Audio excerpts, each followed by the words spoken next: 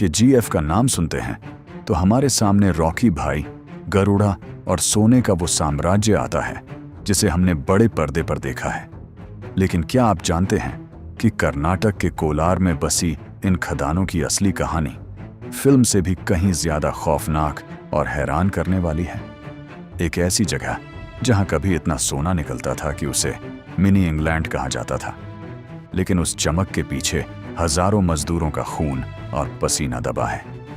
आजिद कहानी यूनिवर्स में हम पर्दा उठाएंगे कि जीएफ के उस सच से जिसे इतिहास के पन्नों में कहीं दबा दिया गया। कि जीएफ का इतिहास सदियों पुराना है।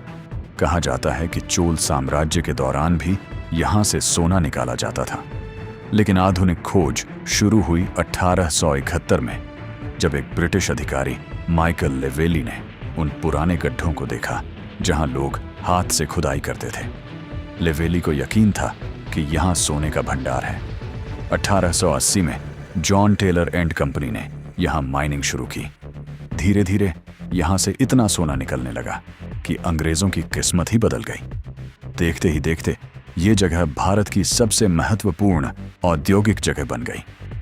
शायद आपको जानकर हैरानी होगी कि जापान की राजधानी टोक्यो से भी पहले भारत के केजीएफ में बिजली आई थी।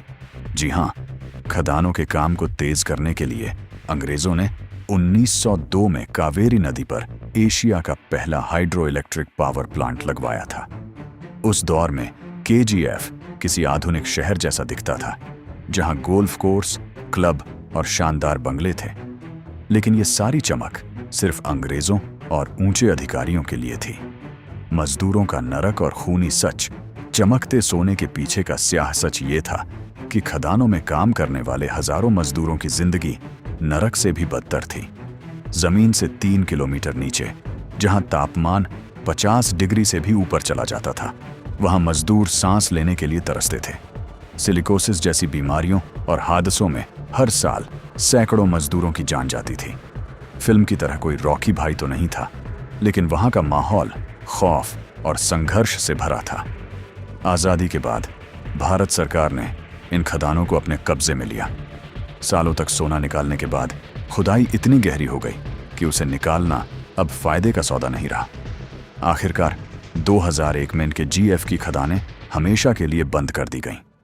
आज वहां के लोग गरीबी और बेरोजगारी से जूझ रहे हैं। जहां कभी सोने की चमक थी, वहां आज सिर्फ खंडहर और यादें बची हैं। कि जीएफ सिर्फ सोने का भंडार नहीं था, बल्कि ये भारत के विकास और शोषण की एक ऐसी कहानी है जो हमें बहुत कुछ सिखाती है। क्या आपको लगता है कि केजीएफ की खदानों को फिर से शुरू किया जाना चाहिए?